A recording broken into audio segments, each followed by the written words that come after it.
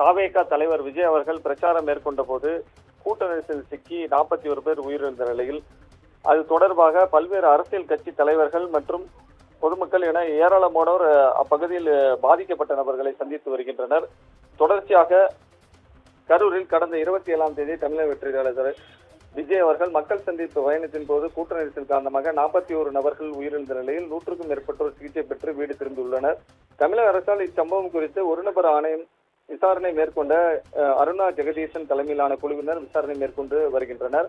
சென்னை உயர்நீதிமன்ற நீதிபதி செந்தில்குமார் விசாரணை அதிகாரியாக வடக்கு மண்டல ஐஜி அக்ரா கார்க் நியமித்த நிலையில் அவர் தலைமையிலான ஏடிஎஸ்பி, டிஎஸ்பி, எஸ்பி, ஆய்வாளர்கள், தடவியல் நிபுணர்கள் என 8 பேர் கொண்ட குழுவினர் நேற்று சம்பவம் நடந்த வேலுச்சாமிபுரத்தில் நேற்று ஆய்வுகள் மேற்கொண்டு விசாரணை நடத்தினர். தொடர்ந்து 2வது நாளாக தாங்கொன்றிமலையில் உள்ள சுற்றுலா மாளிகையில் விசாரணை கோப்புகள் ஆய்வுகள் மேற்கொண்டு வருகின்றனர்.